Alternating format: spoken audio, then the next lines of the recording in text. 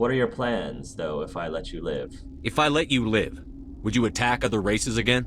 No. I do not know what happened in the war. We only heard discordance, songs the color of oily shadows. We would seek a hidden place to teach our children harmony. If they understand, perhaps we would return. I think Clive believes that. Are you a survivor from the war? A clone? We do not know. We were only an egg, hearing Mother cry in our dreams. A tone from space hushed one voice after another.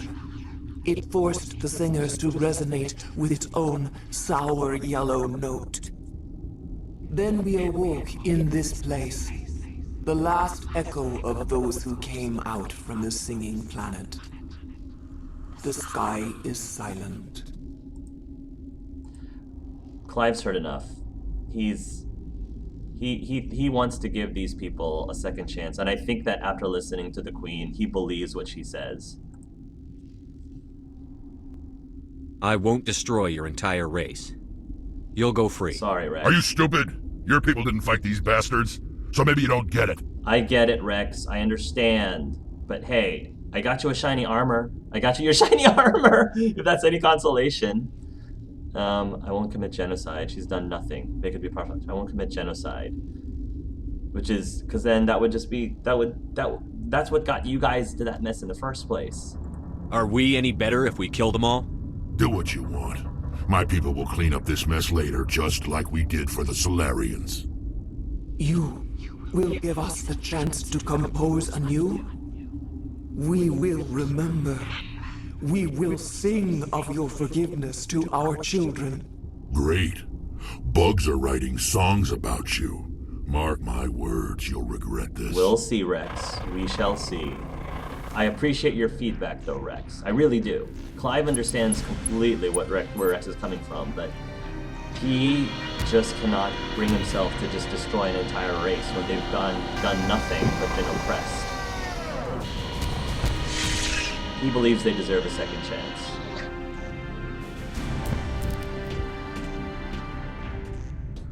Sorry, Rex.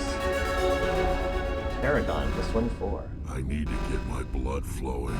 Find me something to kill. The sooner we are off this frozen world, the better. Yeah, I know.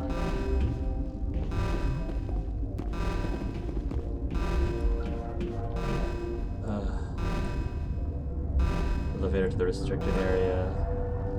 Elevator to the hot lab. Elevator to the science station. The tram's up there. I don't know if we've gone to the restricted area yet.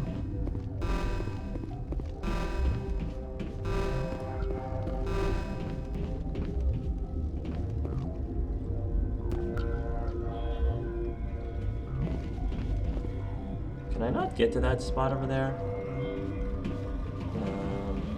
Oh well, we're gonna come back here anyway. Sweep through to get some of the stuff that we missed last time.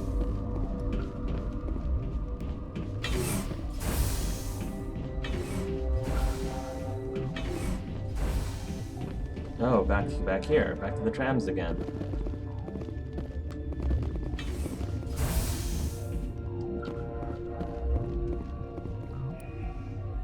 Hot lab, science station.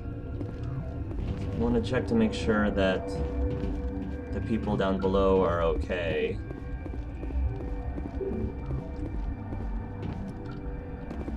I guess we can't.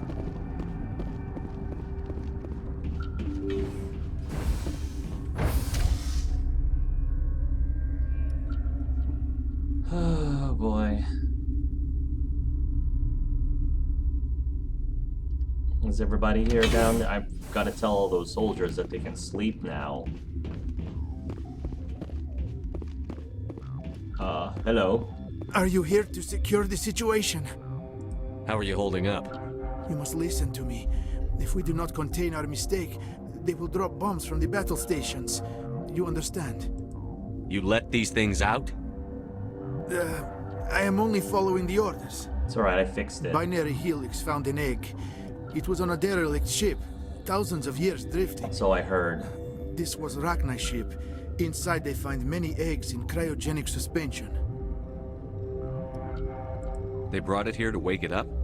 Binary Helix planned to clone Rachni, mass produce them, create an army. Sure, of course they But did. when they get here, they find this egg is not a common Rachni. It is a queen. After she lays eggs, they move her to Rift Station. They are thinking that without her, they can raise the babies to be obedient. Hold on. Don't you need a male to get eggs? Queens are born carrying the genetic code of their fathers. Huh. Eggs are carried away from the colony to hatch alone. That's convenient. Queens can lay eggs in hours and have a colony in days. This is how they spread so quickly. Well, Separating them from their mother didn't work. This was exactly the wrong thing to do. right. I am thinking that without a queen, Rachni do not develop properly. Her mind is shaping theirs. These Rachni are uncontrollable. Well, we can save them. Then all we need to do is bring her here. No, I am sorry, but this will not work. Too late. These Rachni are beyond saving. It is a sad thing, but they must be euthanized. I am thinking that the neutron purge must be set off. I'm not familiar with the purge system. It creates bursts of neutron radiation, kills everything within the station. Things beyond get genetic damage of varying degree. Once the purge is armed, we'll have to fight our way out. Give us a minute to patch up and rearm. Sure. I wait here. I am not so much good for searching now, yes? Good thing we let the queen free. Mother always say I would meet a bad end. Yeah, good thing we told the queen to vamoose before we do this.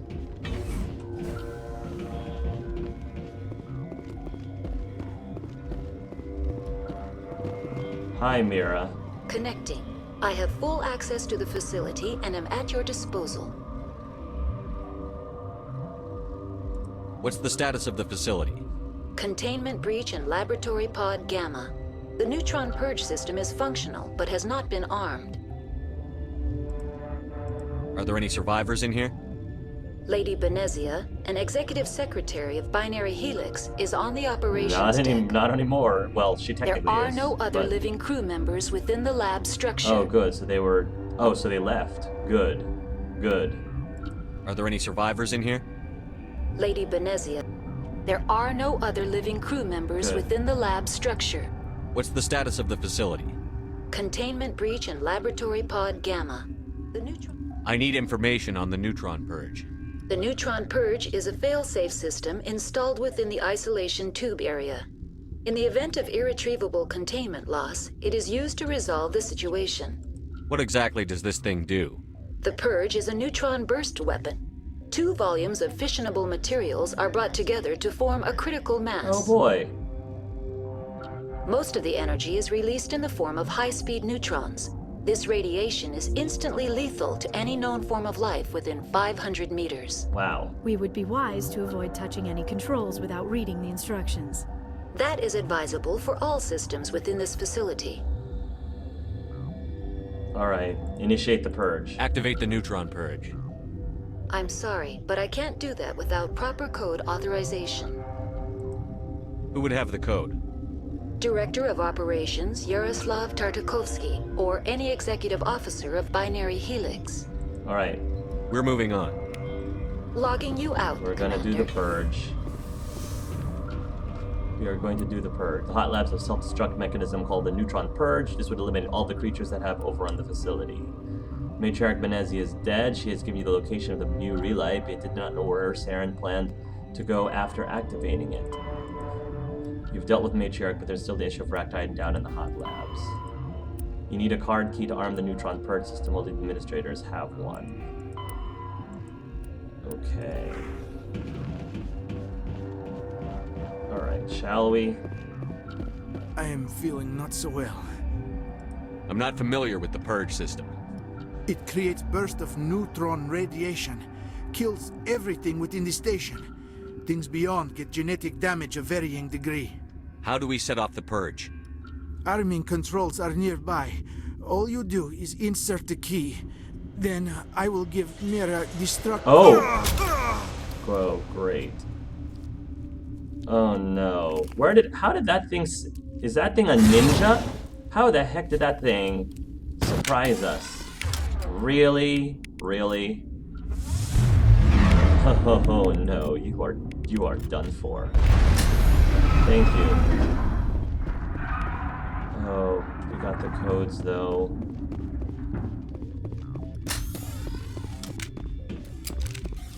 Poor Russian guy. I think he was Russian. Alright. Of course we're gonna end this with a self-destruct system. Online. How can I help you? Activate the neutron purge. I'm sorry, but I can't do that without proper code authorization. Code input 875-020-079. Code Omega. Local execution. Verified. Code Omega execution in 120 Oh great, seconds. 2 minutes to get out of here. I don't have time for you and your nonsense.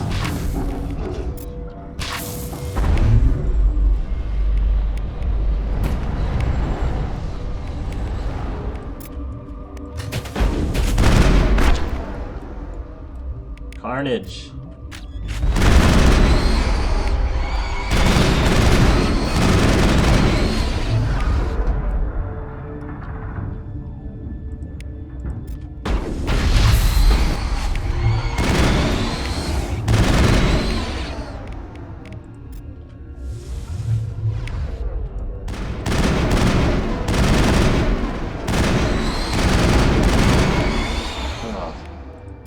You guys are so weird.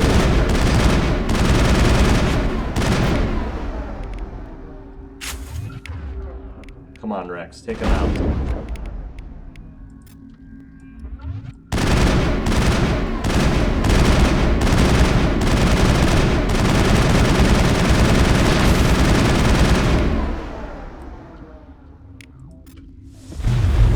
Haha. Oh my goodness, look at all that red. Oh my goodness, we need to get out now. Oh my goodness.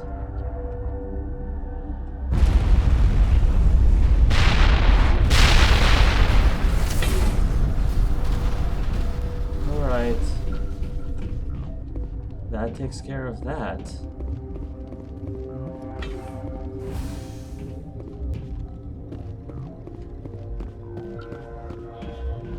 Guess it's time for us to go back to the tram. Good job, guys. Purge is complete.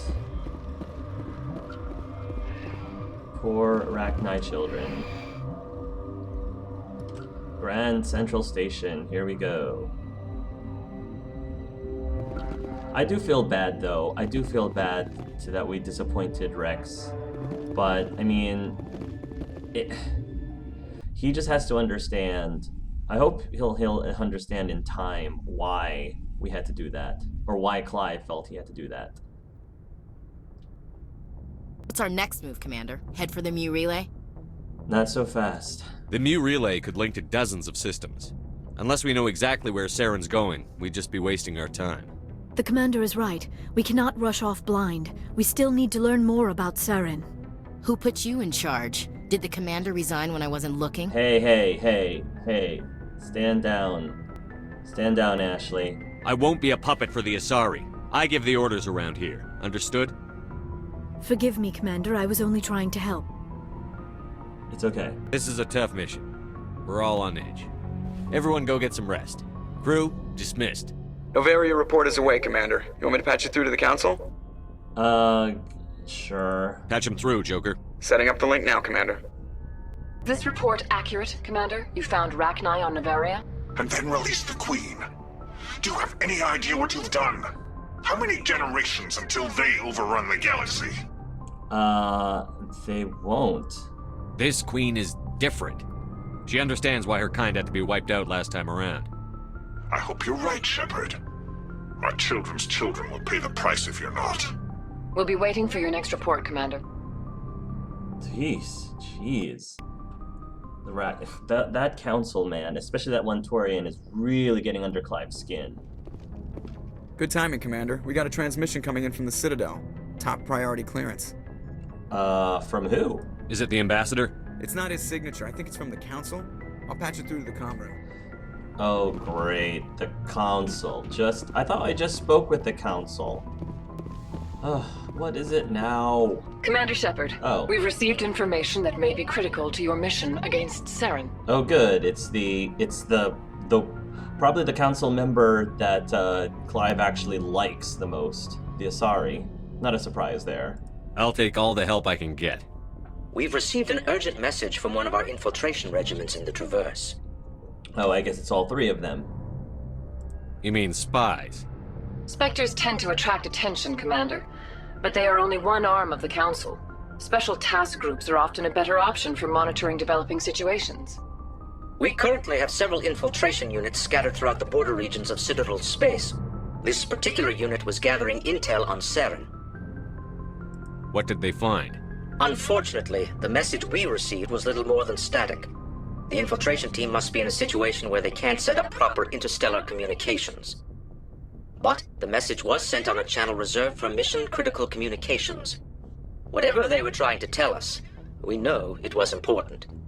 Considering your interest in Saren, we thought you might want to investigate this. Find out what happened to our team. The signal originated from the planet Vermeer. Understood. I'll look into it. The Council prefers not to become involved in the specifics of Spectre activities. We only want you to be aware of all your options, including Vermeer. Good luck, Commander Shepard. We will keep you advised if we learn anything else. Alright, so we'll check out Vermeer, we'll check out a whole bunch of things, whole bunch of places. That's fine. Let's go ahead and talk with our companions, shall we? Oh, Presley! Well, I mean, gosh, Presley, alright.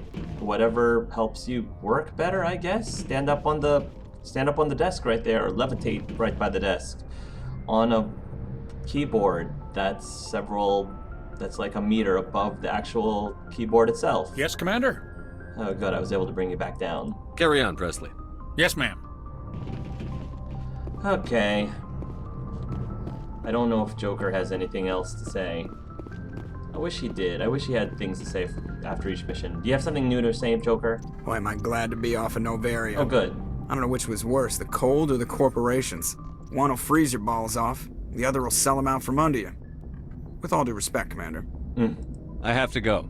Alright, see you. Yes, cool. Okay, Joker does have something to say after every single major quest. Beautiful!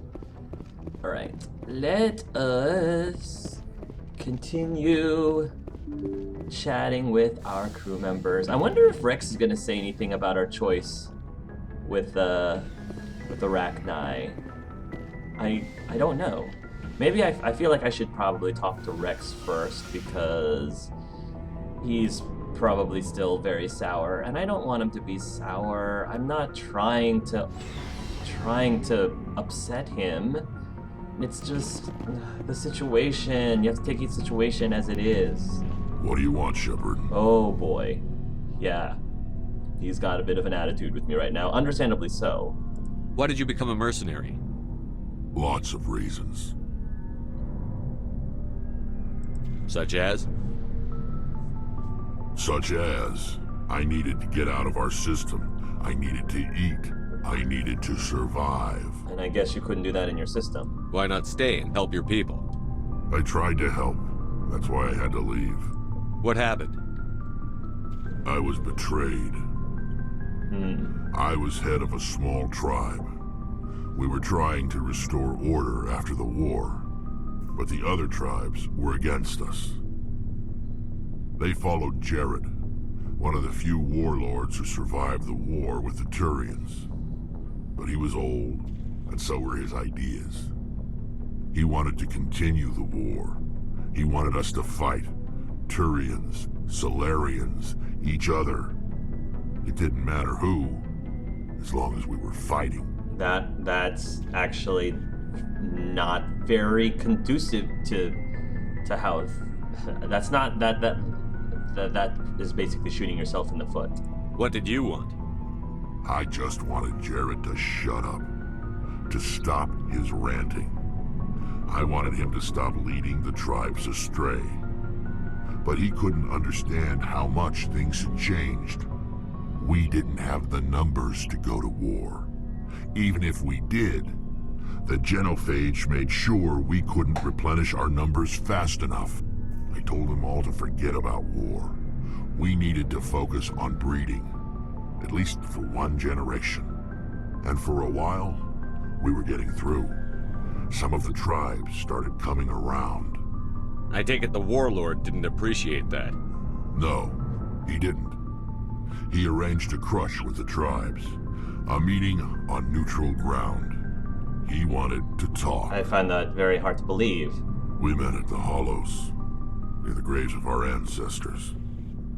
The skulls of our dead laid bare to remind us where we come from and where we all go. It's as sacred as any Krogan place can be. Violence is forbidden. It sounds like a trap to me. You must have suspected as much. I did. But when your father invites you to a crush, well, there are some laws that even we hold sacred. What? Jared was your father? He was. Until that day. We talked, but we didn't get anywhere.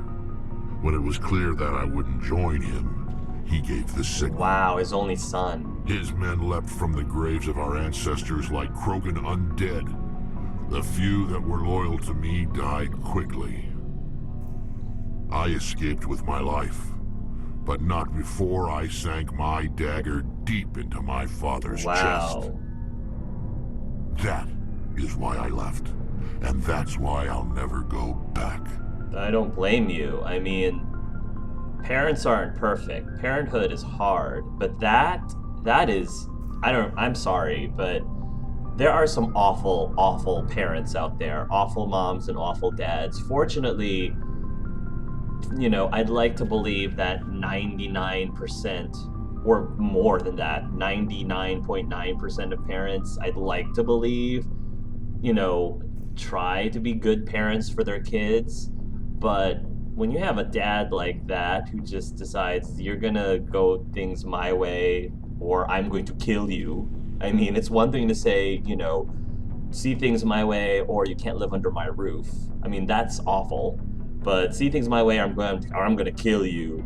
That's, to me, that is that's awful parenting. In my opinion, you're just an awful parent. Again, parents are not supposed to be perfect. They're human, just like anybody else is, but that just takes the cake. You must have family other than your father. Don't you miss them? No. Now that I have my family's armor again, there's nothing left for me. Well, thank you for the story, Rex. So long, Rex. Shepard. Hi, Ashley. Commander? How are we doing? What's your opinion on the last mission? You mean the rachni, right? They were dangerous, Commander. They proved that 2,000 years ago. I think it was a mistake to let them go. But that wasn't my call to make. It was yours. You know, you really should talk to T'Soni about her mom. She has to be hurting. Yeah. Just saying, Commander. No, you're right. You're right. Do you have a few minutes to talk one-on-one? Sure. I was just watching some mail from home. Oh, before I go, we saw Caden in a news vid about the Normandy. He's cute. Later, sis. Oh, I know. I know. Let's pretend this never happened. Are you interested in the Lieutenant Chief? No, ma'am. And anyway, Scuttlebutt says he's already sweet on someone. What's up? You didn't come by to eavesdrop on family mail. Tell me about your family.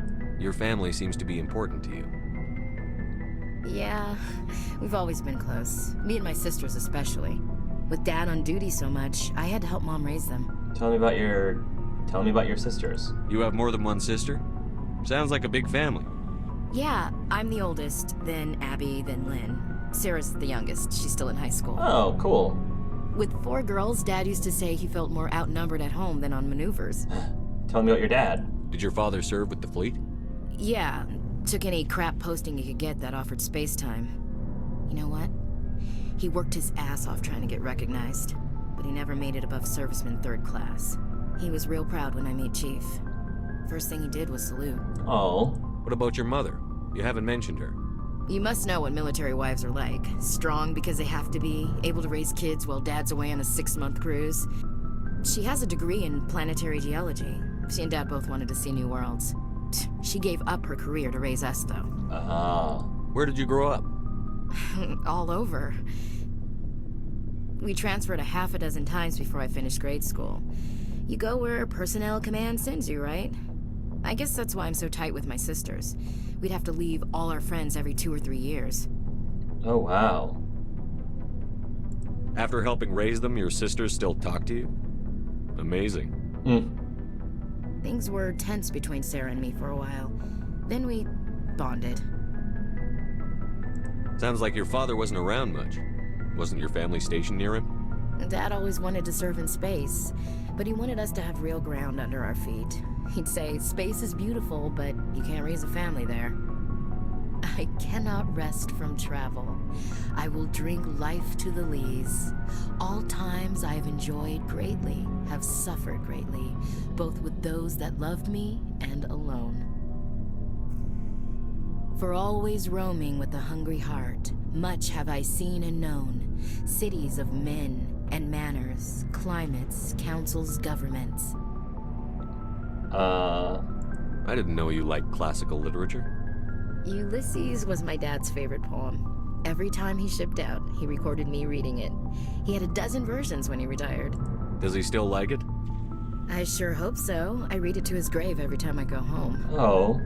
Dad passed on a few years back. Oh. He's probably still watching, though. I'm sorry.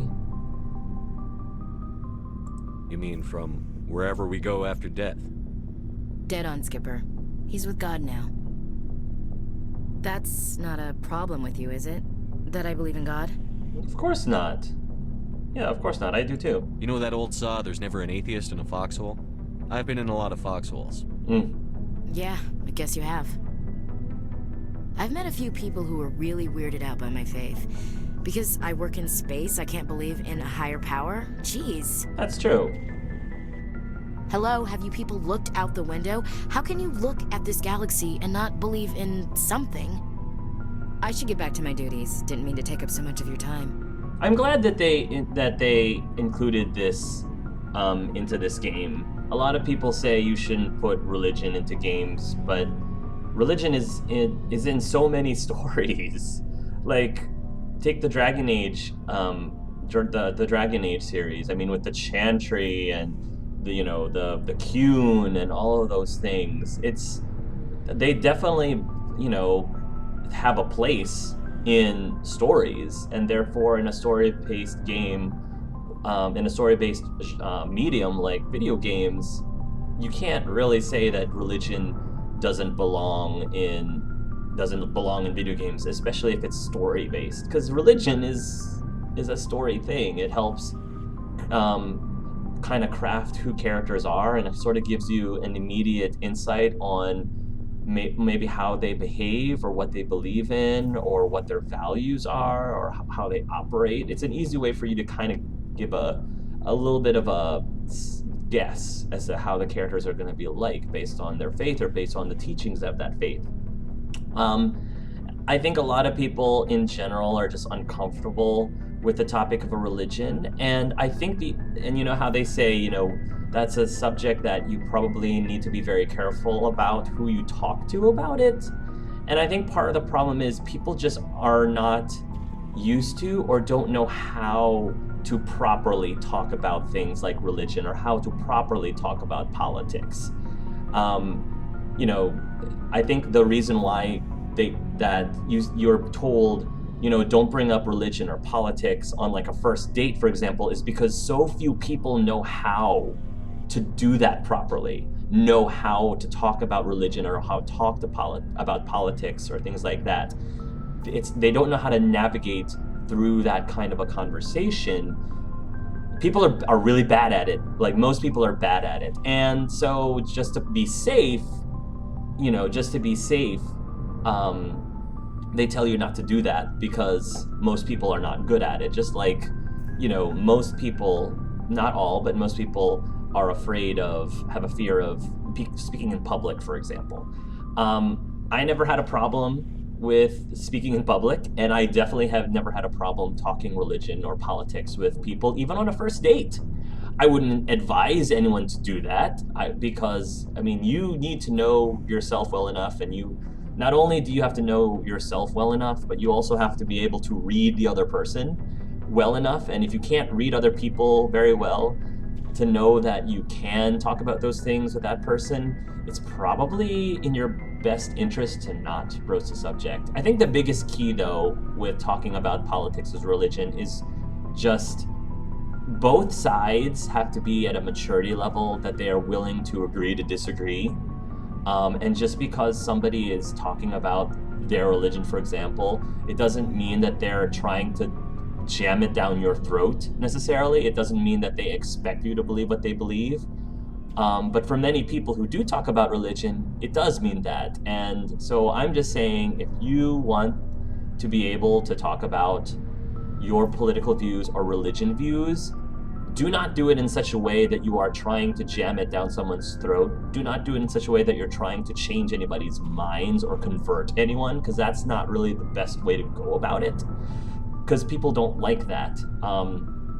And at the same token, hopefully you'll know a person well enough to know that they're not actually doing that to you. And if they are doing that to you, then they're probably not the best person to talk about politics or religion to. So I do it in such a way just because I feel comfortable with it. And if people don't feel comfortable with it, I won't bring it up. I won't talk about it. But I'm not afraid to bring it up. And I'm not afraid when other people bring it up. I will talk to you about things like that because I know that it doesn't bother me when people are trying to share those things about themselves, because it is part of who they are. It hopefully doesn't define necessarily who they are, but it's a part of who they are.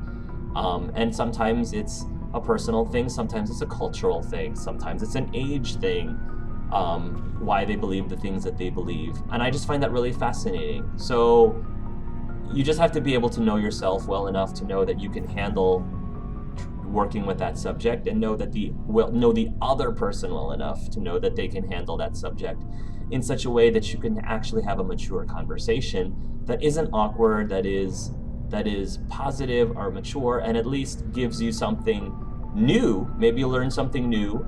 It doesn't mean that you're going to have your mind change or you're going to be like enlightened necessarily. Maybe you will, maybe you won't. But I think that the more people become open-minded, then things like religion and politics don't have to be such a touchy subject. They don't have to be such a difficult thing to talk about and such an awkward thing for other people to talk about. Anyway, that's enough of that. I'm sorry that I went on with that, but it's something that I don't get to see very often in video games, and I'm glad that this game allows you to be able to talk about something like this, because I think it's important for you to be exposed by it. And I think it's great that the game gave you there were like 5 different ways you could respond to Ashley when you asked, do you believe in God? And I think that's awesome, because I think a simple yes or no doesn't really suffice, because your beliefs on whether or not there is or isn't a God or higher power or what have you is not a simple yes or no for most people. It's not that it's complicated sometimes, and sometimes it is that simple, which is why, again, there's 5 different answers, and one of the answers can be a simple yes or no, basically. All right. Dismissed, Chief.